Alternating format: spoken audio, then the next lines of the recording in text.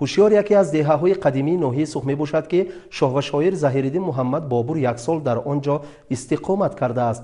ривоятҳои зиёде дар бораи Бобур ва як соли ҳаёти ӯ дар ин деҳа аз насл ба насл гузашта то ба имрӯз расида омадаанд.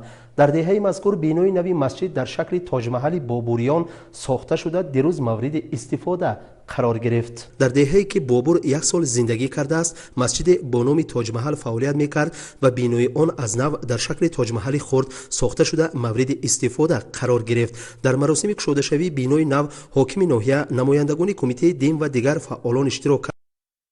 Сух Саид Баҳром Саид Мусеев ба сухан баромада бинои нави масҷидро ба аҳли деҳа шодбошӣ намуда изҳор дошт ки туфайли сиёсати хирадмандонаи роҳбари Ӯзбекистон дар кишвар озодии виҷдон таъмин гардида ба масъалаҳои динӣ ва маърифатӣ таваҷҷӯҳи алоҳида дода мешавад. Mana Farg'ona viloyati So'x tumani Hushyor qishlog'ida ham juda ham bir katta bir xursandchilik. Bu yerda mana masjid yangidan bino qilindi. Mo'min musulmonlarni emin erkin ibodat qilishlari uchun go'zal sharoitlar yaratib berildi.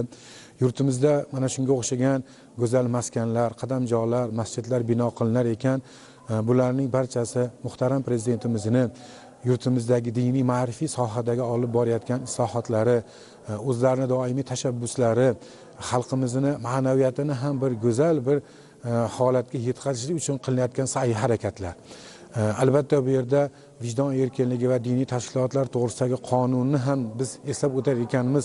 Bu qonunda e'tiqod erkinligi kafolatlanganligini biz mana bugun guvohi bo'lib turibmiz. Nafaqat islom diniga, balki shu yurtda istiqomat qilayotgan barcha millat elatlarga, boshqa din vakillariga ham mana shunday imkoniyatlar yaratib berilyapti, o'zlarini ibodatlarini emin erkin ado qilishlari uchun.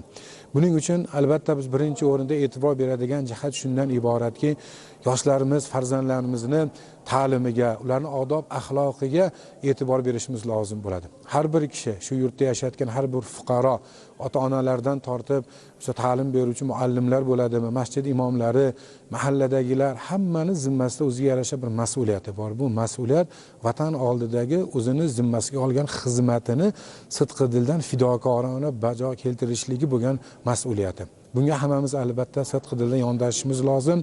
Muhtaram yurtboshimiz aytganlaridek jaholatga qarshi ma'rifat bilan kurashishlik. Shu yurtimizdagi bu tinchlik, omonlikning eng asosiy bir negizlaridan bo'lib hisoblanadi.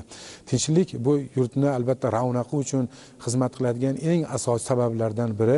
Buni shukronasini doimo ado qilib borishimiz lozim. Masjid ба таври замонавӣ ва бо шакли тоҷмаҳали хурд бо кӯмак ва ёрии аҳли ҷомеа бунёд карда шудааст ки ин боиси ифтихори аҳолии деҳа ва тамоми минтақа мебошад. Масҷид барои зиёда аз 2000 намозгузор пешбинӣ шудааст ва он як рамзи рушд ва замони муассир дар соҳаи диниву маърифатӣ мебошад. Шакли масҷид ки ба тоҷмаҳали машҳури Бобур монанд аст, гувоҳи эҳтиром ва дӯстии халқ ба таърихи фарҳангии худ аст. Масъалаи бунёди чунин масҷидҳои замонавӣ ва ҳамзамон кушодашавии роҳ барои зиёрати ҳаҷҷу умра дар Ӯзбекистон нишон медиҳад ки чӣ гуна сиёсати хирадмандона ва ислоҳоти роҳбари кишвар дар самти дин ва маърифат метавонад ба рушди фарҳанги маърифатӣ ва озодии виҷдон мусоидат намояд. ин ислоҳот на танҳо барои таҳким ёфтани эътиқоди динӣ, балки барои беҳтар кардани сифати ҳаёти иҷтимоӣ ва фароҳам овардани шароити мувофиқ барои шаҳрвандони кишвар дар ҳама сатҳҳо таъсири мусбат хоҳад дошт. امروز بهترین روز، بهترین انشاءالله خدا خواهد کاری خوبی بهترین که الله سبحانه و تعالی مناسب بود که چندین سال اینا آرزوهای خلق عزیز بود. الحمدلله که نام خدا خواهد با تشبوس جناب عالی الحمدلله با یردم خلق عزیز الحمدلله امروز در این یک ازبکستان نو یک انشاءات نو مسجد مبارک تاج محل مثل انشاءالله تاج محل بابور هندوستانی الحمدلله تشبیه کرده ما خدا خواهد انشاءالله ساختیم. این مسجد برای همه مسلمانان انشاءالله خدا خواهد گشوده است الحمدلله.